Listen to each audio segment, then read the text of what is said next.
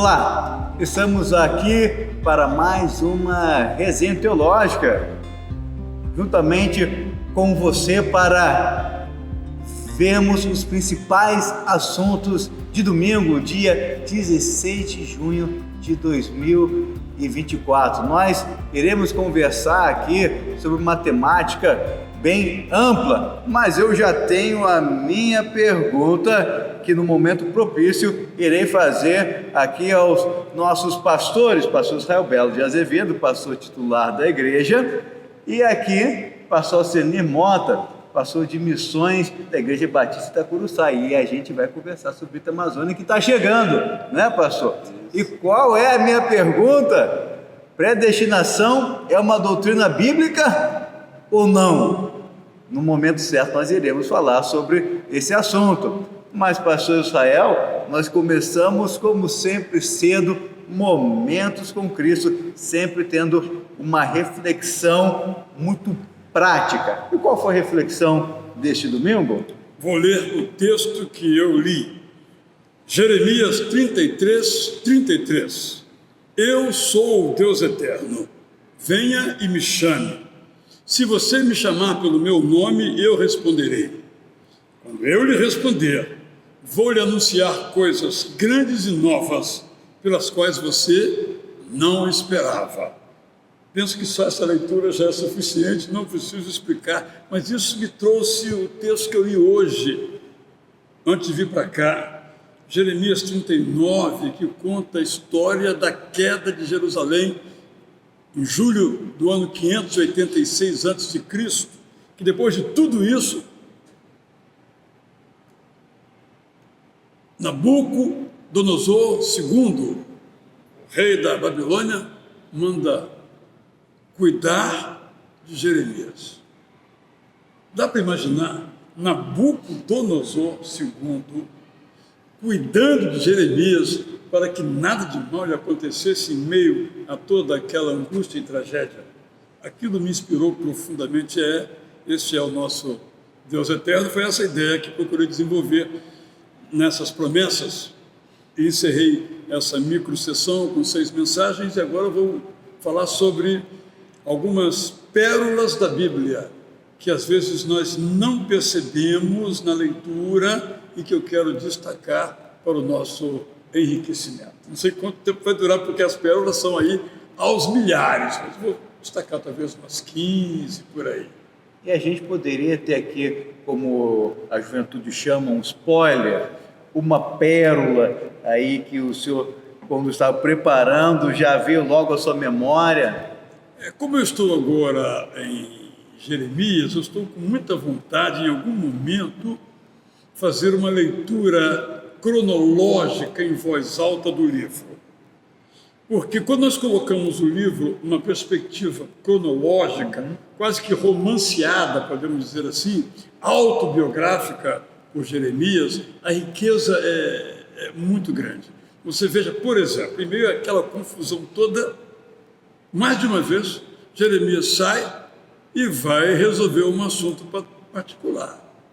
Ele vai a Anatote, que ficava a poucos quilômetros de Jerusalém, resolver um problema de propriedade. Mas isso, quando você coloca a leitura nessa perspectiva, ou seja, enquanto nós estamos com os nossos problemas, a vida não pode parar, não é?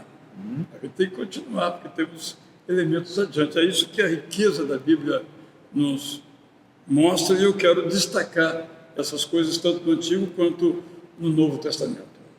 Pastor Céu, e a Bíblia é um livro cheio de esperança, né, pastor Alcenir? E estudando Apocalipse, estudando o fim dos tempos, como o nosso culto de 9 horas, foi ressaltado a esperança. É interessante quando a gente fala a questão do Apocalipse, né? Sempre pensa em algo, dimensões apocalípticas, né? Algo assim de terror, pavor, destruição. Mas o Apocalipse é um livro de esperança. Pastor Alcenir, o que a gente pode trazer de Apocalipse para nossas vidas, da questão da segunda vinda de Jesus também, essa esperança, a prática? A Bíblia toda, né, Samir, acaba sendo né, esse estímulo à esperança. Você pega desde Gênesis, Apocalipse, quando o homem peca, você já tem ali a promessa de Deus, e o pastor Jael vem tratando sobre as promessas de Deus, de vai surgir um que vai esmagar aqui a cabeça da serpente. Então, quer dizer, deixando já determinado ali, predestinação, acho que já tem alguma coisa aí. Daqui a pouco, Mas daqui a pouco. São mais palavras. Que aquele momento, né, ali de vitória de Satanás ficaria só no momento, mas que a vitória final era do Senhor. Então, a gente vê isso permeado em toda a Bíblia. O livro de Apocalipse tem esse ápice, né, de esperança, e o capítulo 21, né, quando trata da Nova Jerusalém, é justamente esse boom ali, né, que a gente tem a certeza de viver nessa cidade onde não vai haver mais morte, não vai haver mais tempestade, doenças, né, e isso, a grande questão, Israel e Samir, é o que essas mensagens de esperança efetivamente, né, fazem com o cristão, né? Como que a gente enxerga isso? Por exemplo, a questão da Nova Jerusalém, ela é algo concreto ou é algo utópico, né, que eu vejo muito distante, que não faz parte da minha realidade? As promessas de Deus, o pastor Israel, né, começou aí no Momentos com Cristo falando sobre que Deus cuida de nós, que Ele responde às nossas orações. Será que isso é uma realidade na minha caminhada cristã? Será que isso repercute na minha vida de oração? Porque, Samir, se eu tenho um Deus que escuta, né, as minhas orações, que está sempre pronto a me responder, eu deveria ser um crente de joelhos no chão. Mas será que isso é uma realidade na minha caminhada? E por isso que o livro de Apocalipse, ele tem esse ápice de uma mensagem que está sendo pregada ao longo de toda a Bíblia, que é a mensagem de esperança. O homem perdido, ele tem a esperança de, em Jesus Cristo, retornar a esse convívio com o seu Criador, né? E Apocalipse é essa maravilha. Apoteose. Isso, é a palavra que eu estava procurando. Apoteose da esperança. Pastor Sael, mas por que muitas vezes Apocalipse é um livro que ele, para muitos, traz medo, terror, pavor, e para muitos, uma discussão interminável? Eu penso, Samir, que às vezes nós nos esquecemos ao ler a Bíblia da intenção do autor,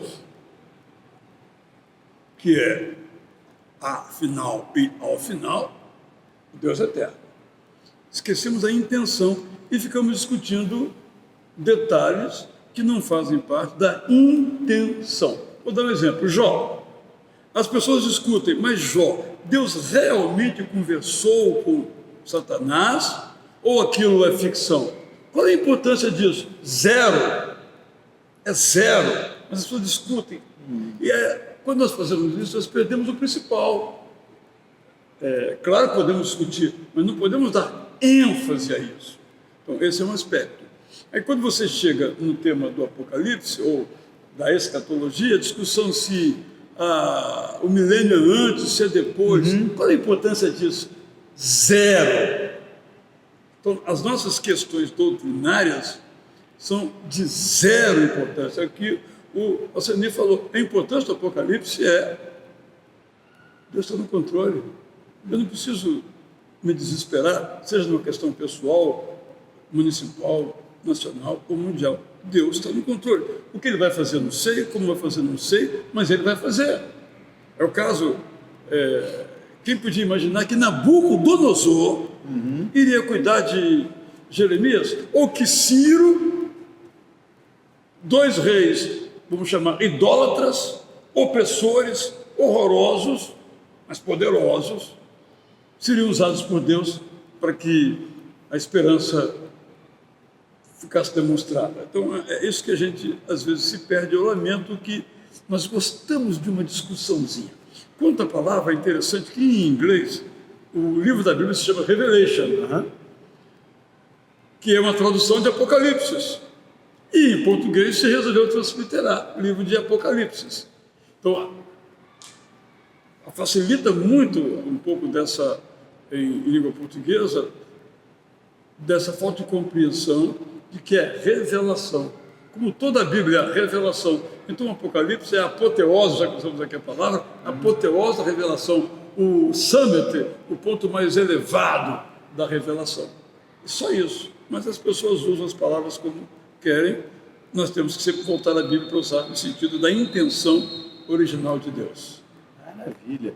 E no culto das 11, o pastor Ceni não pôde estar aqui no culto das 11, por quê? Preciso me explicar que a escola bíblica é bom explicar. A escola bíblica, a nossa classe Oikos, a classe da família, começamos um estudo novo aqui sobre a família à vista de Jesus, o que Jesus pensava e falava sobre a família.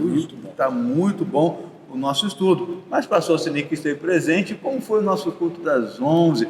E algo que eu quero destacar, porque eu saí um pouquinho antes, né, da EBD e vi tanta gente na nossa igreja. A igreja cheia, é muito bom ver os irmãos na igreja. E quando desce todo mundo aqui, a gente tem uma escada, né? Aqui a gente sai do nosso tempo, tem uma escada, depois a gente vai para a entrada e tem uma escada.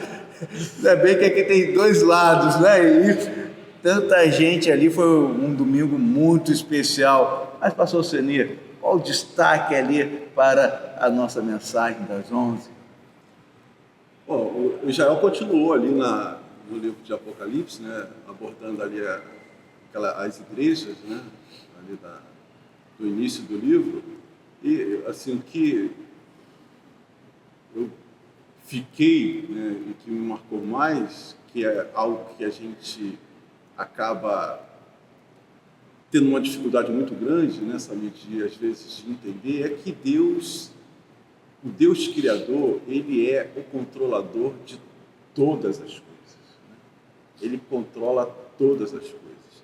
Então, às vezes a gente fica um pouco inseguro e incerto diante do nosso não entendimento das coisas. Né? A gente, amanhã vai ler o livro de Jó aqui, né, presencialmente, e eu estou estudando Jó toda terça-feira de 8 às 9, também no livro Caminho do Coração, que o Ricardo Barbosa acaba se apropriando ali da experiência de Jó para traçar ali o seu pensamento. E a ênfase é justamente essa, né? Porque Jó, diante ali do seu sofrimento, ele começa a indagar, né? E esquece justamente desse Deus que controla todas as coisas. E essa busca por esse entendimento, por essa aproximação maior de Deus, é que vai nos dar a tranquilidade e a paciência para enfrentarmos os desafios que fazem parte da vida. Então, quando a gente compreende, a gente entende, né, a dimensão de Deus, quem é o Deus Criador, né, o seu poder, né, toda esse controle que Deus tem sobre as mínimas e as máximas coisas, né? Tudo que acontece, Deus está no controle. Aí a gente consegue passar, né, pelas nossas adversidades. Então, um dos aspectos que me marcou nessa pregação das 11 horas foi justamente esse Deus que criou, controlou e continua no controle, mesmo quando os nossos olhos dizem, não, Deus perdeu o controle da humanidade, não é possível. E a outra ênfase, na segunda parte da mensagem, foi algo que tem a ver com a minha experiência de infância, adolescência, que é a experiência do cadinho, não é? Quando meu pai, protético, misto de ourives também, colocava porções de ouro em pó, alianças quebradas, brincos, e derretia tudo. Ele colocava ali, fazia um molde, seja de uma dentadura, de uma parte do corpo, da boca, ou de uma aliança, é o que ele fazia também, e nesse molde ele colocava o pó, o resto do ouro, incandescendo a altíssimas temperaturas, no maçarico que tinha embaixo, tudo na minha memória. Depois ele girava esse cadinho com uma haste. Então isso tudo para mim é lembrança, né? Eu nunca mexi nisso, né? coisa perigosa, mas eu vi ele girando um cadinho sobre a cabeça e aquilo iluminava, encrudescia, e no fim tinha uma aliança, uma parte de um dente que ele estava ali formando. Aquilo me marcou. Então, quando Jesus escreve a carta à Laodiceia, ele disse, olha, eu vou girar a sua vida, coloca num cadinho aí, nós vamos refinar como ouro, né? O ouro tem que ser refinado. Eu usei essa ideia de que eu e você temos em nossas vidas áreas que precisam ser refinadas. Quais são essas áreas em mim? Só eu sei. Em você, só você sabe. Mas constantemente o Espírito Santo quer nos refinar, para sermos ouro de um quilate cada vez maior, uma pureza cada vez maior. Essa foi a ênfase da mensagem. E aí, anunciando o culto aos 17, eu soltei uma pérola. Né? Ou não, né? Ou uma tragédia. Talvez o futuro dirá se eu me arrependo da frase ou se mantém uma frase em que eu disse que a doutrina da dupla predestinação, isto é, que Deus predestina para o céu e para o inferno, é uma praga. Foi essa a ideia que eu desenvolvi no culto das 5 horas. Isso, e então, já tratando no culto das 5 horas, e eu retorno com a minha pergunta, que o senhor já deu uma breve introdução a respeito da doutrina da predestinação. É uma doutrina bíblica ou não? Então, o que eu fiz neste domingo, 17 horas, você pode conferir, foi apresentar o argumento predestinista ou predestinacionista. Então, eu peguei uma formulação que surgiu em 1611, que é um acrônimo, um conjunto de letras formando, faço uma abreviatura, tulip, né, em inglês, uma planta tulipa em português, tulip, e alguns acrescentaram mais um Szinho para tulips, em inglês, né?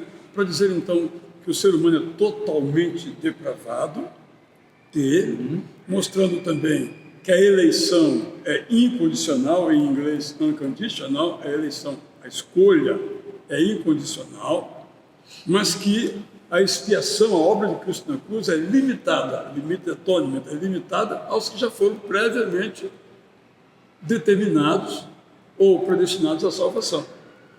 Mas isso se resolve porque a graça ela é irresistível, o irresistível grace, então ela é irresistível. Aqueles que foram predestinados para a salvação, em algum momento vão ter um encontro com Cristo e vão aceitar, porque o Espírito Santo vai entrar em ação e vai convencê-lo a aceitar, que a graça é irresistível. E o P é a perseverança dos santos, ou dos salvos. A salvação, uma vez decretada pelo Deus eterno, não vai ser tirada de modo algum do ser humano.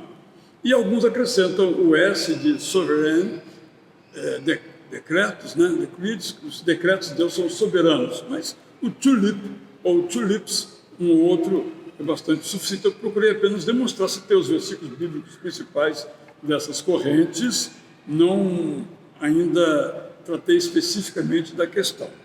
Vou continuar. Eu pretendo, inclusive, ter uma sessão em que vou falar apenas sobre a soberania numa perspectiva teológica e biológica. Porque há biólogos, e alguém escreveu um livro recente sobre isso, nos Estados Unidos, que afirmam que o ser humano é apenas, os seus atos são atos que vêm em consequência dos seus neurônios, dos seus genes e do ambiente. Ninguém é livre, não há liberdade. Já está tudo determinado no corpo, na mente, geneticamente falando, de modo genérico. É uma ideia interessante, que de certo modo se junta de Calvino, teologicamente falando, ao ponto de alguns dizerem que Deus criou o mal, que é um absoluto absurdo. Isso não está na Bíblia. Mas tem um versículo em Isaías que diz: eu crio o mal. Mas quando você lê o texto, de novo, não é sobre isso. Eu que estou providenciando o exílio. O mal é o exílio. Especificamente aqui não tem nada a ver. Eu crio o mal, vou colocar em letra maiúscula. Logo eu também criei Satanás. Isso não tem fundamentação. Então eu vou procurar desenvolver isso. E agora, uma das minhas tarefas será pegar os principais textos utilizados para demonstrar a perspectiva duplamente predestinada e estudar, ver o que eles realmente dizem. Então, eu entendo e não sou uma pessoa de me envolver em polêmica, mas quando certas doutrinas fazem mal, eu preciso me aprofundar nelas. Graças a Deus, desculpe eu dizer isso, mas já comecei a frase, graças a Deus, os batistas, a maioria é calvinista, não rigorosa, mas parcialmente, mas nunca alardeou isso, nem interno nem externamente. Porque se fizesse isso, teria prejudicado altamente a obra missionária. E os batistas são dos evangélicos, desculpem aqui de novo a pretensão, os mais missionários. A história demonstra isso. Não é? Por quê? Porque a doutrina da dupla predestinação nunca fez parte, embora na teologia fazendo parte, mas nunca na prática fez parte do ethos, do modo de ser batista. Daí a obra missionária. Por que ir para o Itamazônia? Eu recordo uma história famosa que o Lincoln, embaixador do rei, que temos em nossa igreja, está bombando também, em que William Carey, o chamado pai das missões modernas, era membro de uma igreja batista regular, isto é, uma igreja batista calvinista ou predestinista.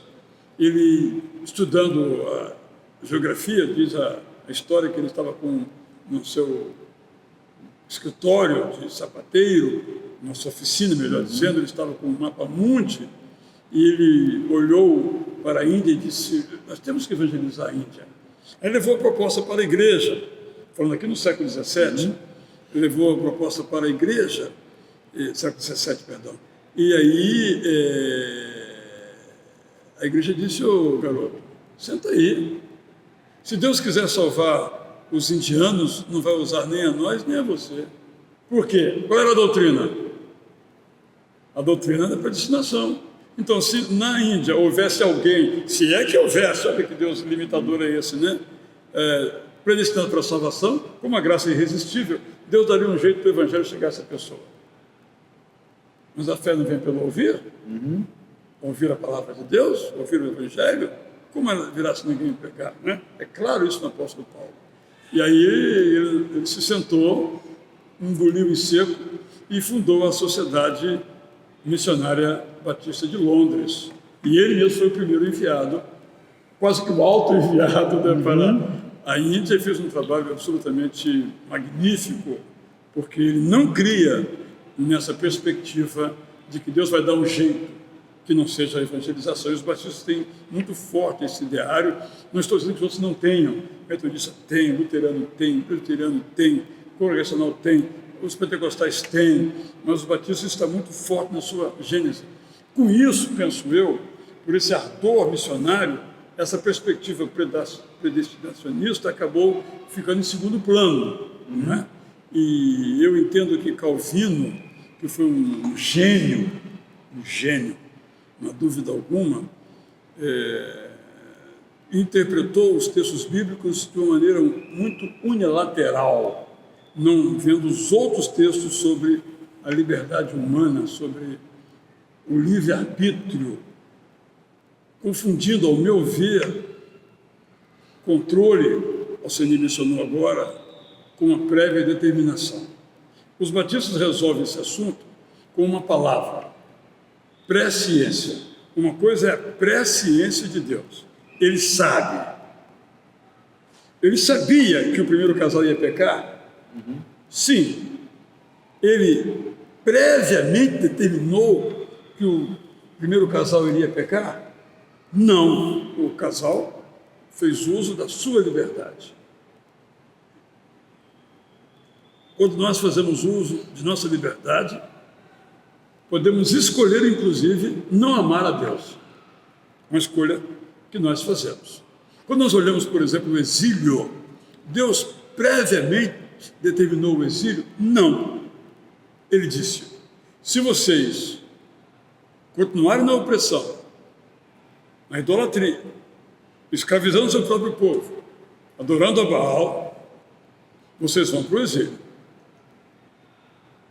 Ele preparou o exílio, mas ele não queria que o povo fosse para o exílio. Tanto não queria que 7 décadas depois ele trouxe o povo de volta. Então a história não está previamente determinada.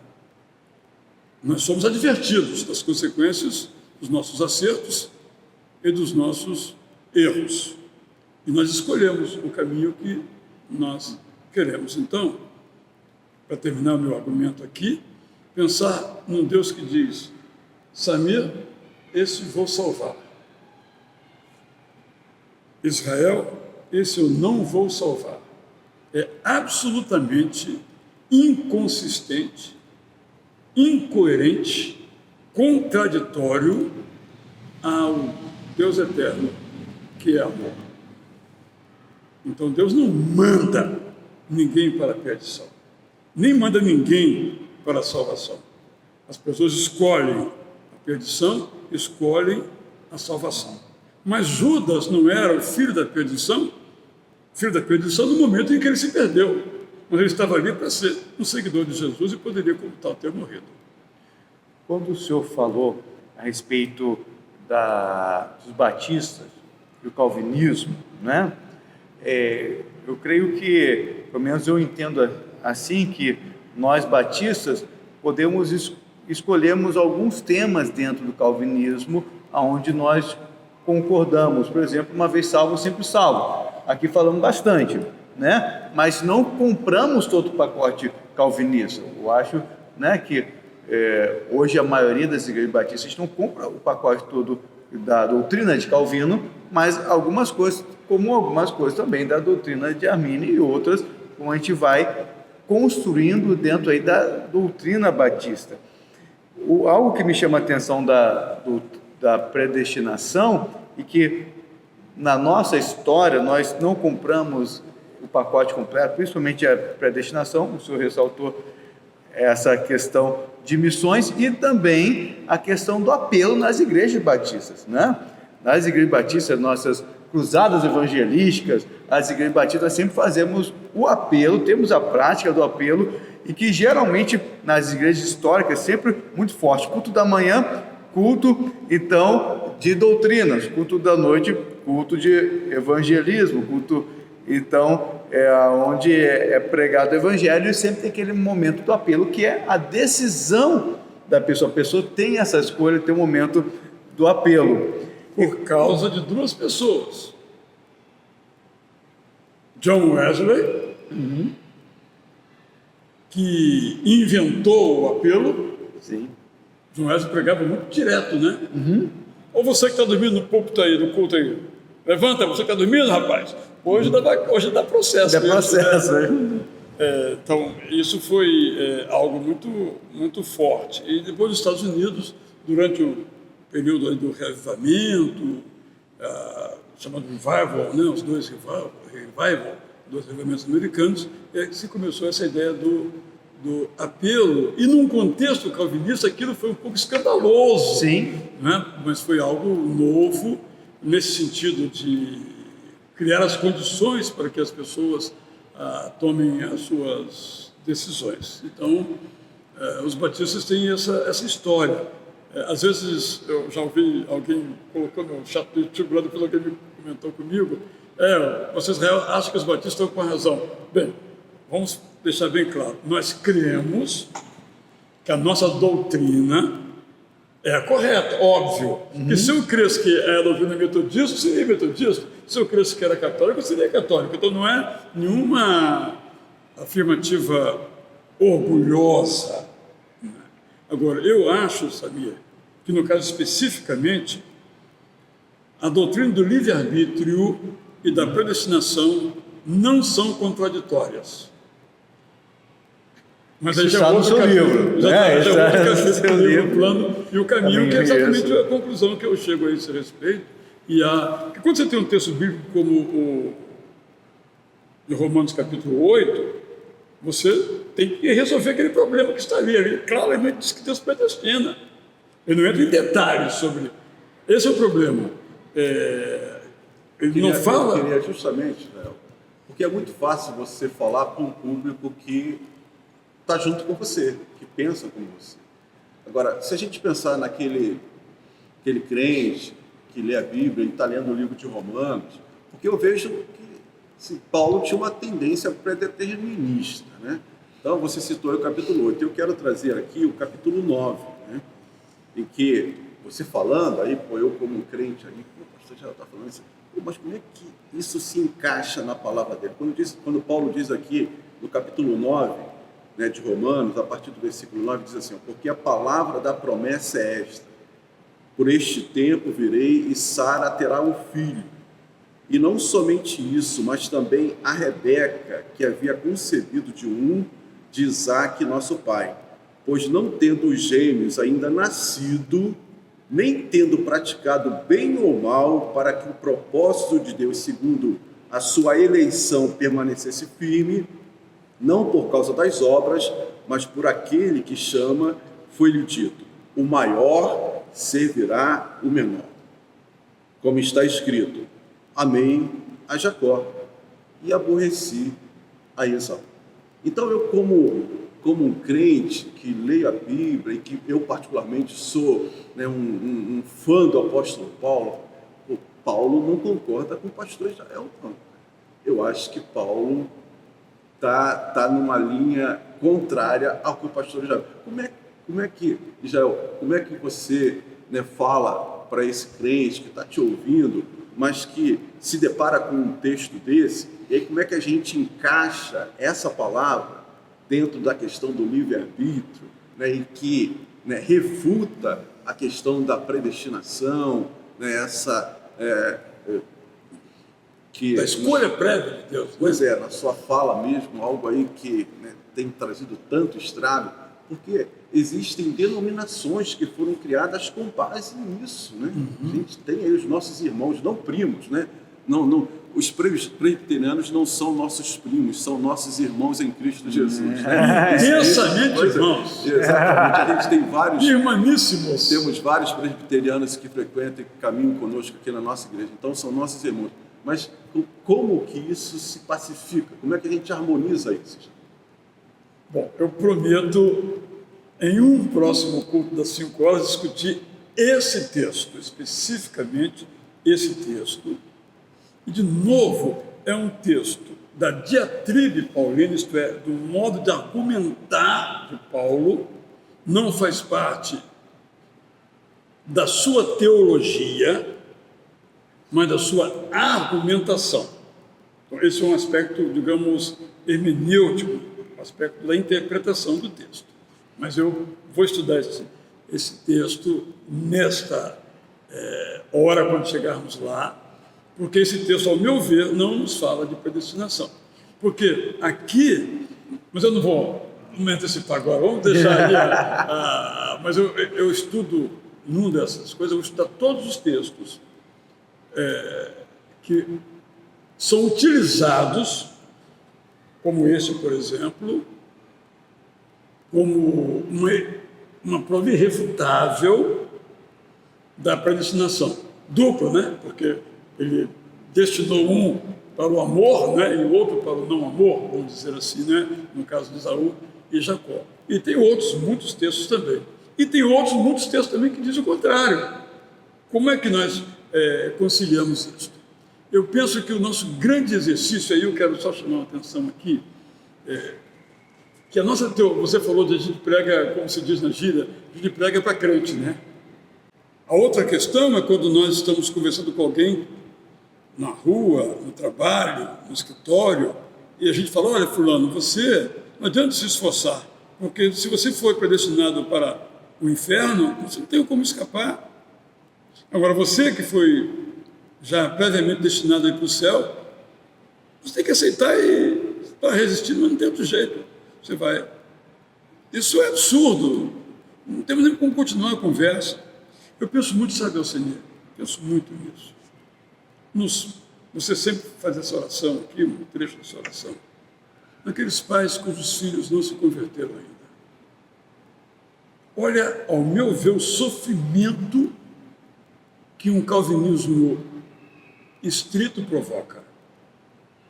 O meu filho, o meu querido filho, que eu gerei, que que eu criei, que eu cuidei, não adianta eu orar por ele, porque ele não foi predestinado para ser salvo. Argumentos. Mas eu não sei quem foi e quem não foi. É uma saída. Mas uma pessoa não ter a escolha, e digo mais, vou na argumentação, eu não quero ir para o céu, mas tem que ir, bicho, você está destinado para isso. Então, eu penso que essas ideias são medievais. E não tem nada a ver com o modo de pensar. Eu acho que a Bíblia é atemporal. A Bíblia não é medieval, nem da antiguidade, nem do futuro, nem do presente. É de todos os tempos. Então, eu quero chamar aqui a atenção. Eu não tenho o propósito de convencer os estritamente calvinistas ou rigorosamente calvinistas, porque isso é impossível. Eu quero terminar. Ontem eu recebi aqui um pastor amigo, ele usou uma frase, vou usar isso, ele disse o seguinte: o filho dele é calvinista roxo, podemos dizer assim. Aí ele não é, então ele tem demais para arminianismo, segundo ele. Aí eles ficam brigando. Aí um dia o filho falou: pai, é o seguinte, vamos pensar o seguinte, eu fui predestinado para ser calvinista. E você foi predestinado para ser arminiano. Não vamos discutir o assunto. Resolveu o assunto. Claro que foi uma brincadeira, mas para dizer que eu acho que isso não nos pode dividir. Eu quero deixar isso bem claro. Mas eu estou pensando nas pessoas que sofrem. O meu foco é pastoral. Sim. Eu acho que o calvinismo, pastoralmente, ele não gera saúde. Ele gera terror.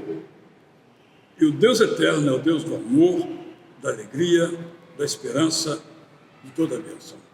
Não há nenhuma pessoa a quem nós não devamos pregar, porque já foi previamente destinado a não ser salvo. Eu penso que isso nos enche de responsabilidade missionária e alegria por amarmos um Deus que nos ama assim, de um modo tão incondicional. Penso que o meu propósito é isso, é somente isso. Não é nenhum convencimento teológico, é um acolhimento pastoral. E falando em missões, nosso culto da 19, eu pude então contemplar a dimensão missionária da ceia. Nós tivemos um culto, onde a pregação foi voltada para a ceia, tivemos a ceia e tivemos então o comissionamento de irmãos que irão para o Ita Amazônia, 30 irmãos, irmãs, então ao total, que irão para o Ita Amazônia, que mostrou o aspecto missionário da ceia, porque até que ele venha, então temos que pregar até que ele venha. Você sabe o que faz o pessoal no Ita Amazônia? Se você não sabe, Alcenir Anselmé da Mota vai lhe dizer agora. É com você, Alcenir. Estou vivendo, pastor Israel e Samir, mais uma expectativa, muito grande. Essa semana que antecede, a nossa viagem, estou aqui imaginando, na terça-feira que vem, enquanto vocês estarão aqui na resenha, eu já vou estar começando o meu trabalho numa das comunidades que nós vamos atuar. Então a gente vai, a partir da madrugada de segunda-feira, chegar no barco missionário. Nós vamos navegar em torno de 33, 38 horas. Vocês saem de Manaus de barco?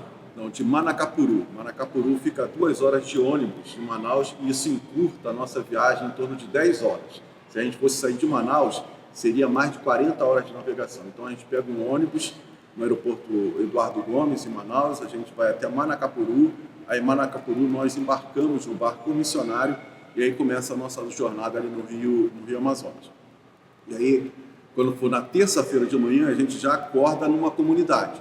Aí a gente passa a terça-feira todinha, aí a gente vai atuar com as crianças, nossa equipe já está bem empolgada, a gente já enviou material para o trabalho com as crianças lá para Manaus, vamos ter o trabalho com os dentistas, vamos ter o trabalho ali de atendimento médico. Interessante, Jael e Samir, é que nesse grupo nosso, a gente tem um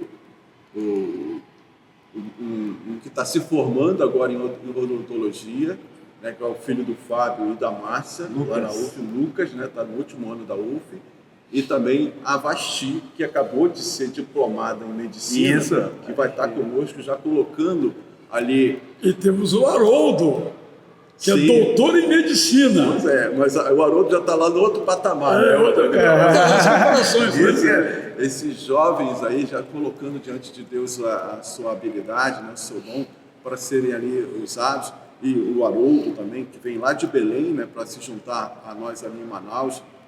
Nós temos outros profissionais, né, que vão, né, ali desenvolver as ações. Então, de evangelismo, nós estamos levando Bom Dia Amigo, nós estamos levando a Bíblia, Prazer da Palavra, volume 1, não é volume 1 e volume 2, né? Eu ainda não entendi por que esse de Atos a Apocalipse é o volume 6, né? Bom, mas a gente está levando já as 2 publicações do pastor Jael da Prazer da Palavra para serem entregues aos ribeirinhos, ou seja, a gente atua, Samir e Jael, durante todo o dia, intensamente, a gente só para o almoço, aí no final a gente tem um culto na comunidade, e aí terminou o culto, a gente retorna para o barco, e aí já começa a navegação, porque a gente navega a noite toda para já amanhecer na outra comunidade. Vão ser assim durante os 5 dias, né? Terça, quarta, quinta, sexta e sábado, onde nós atuaremos lá na última comunidade, e aí no domingo a gente já vai para o porto de Manaus e já aguarda ali o nosso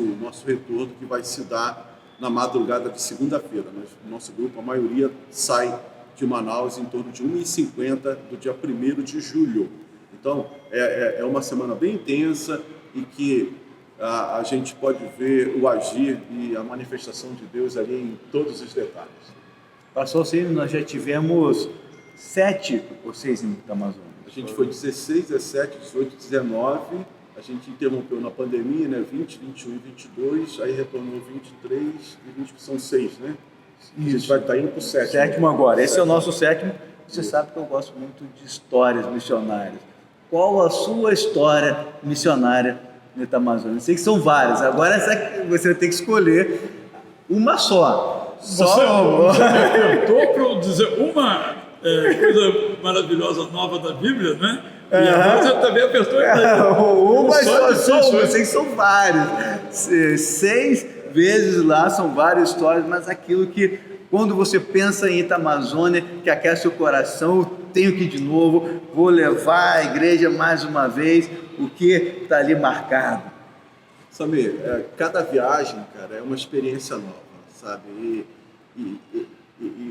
Você viveu isso, já também já viveu, né? Eu tenho vivido, é quando você sai dessa rotina religiosa, sabe? Porque a gente acaba se acomodando a essa nossa rotina. A gente, domingo é dia de igreja, coisa e tal, e a gente vai à igreja. E aí, inconsciente, qual a motivação, né? Aquela provocação que o Jael tem feito, qual a motivação para ouvir a igreja, coisa e tal. Então, quando você vai numa viagem missionária, ir para essa viagem à Amazônia te proporciona isso, inúmeras experiências, mas você destaca uma, assim, eu vou destacar a mais recente, que foi em 2023, que foi logo após a pandemia.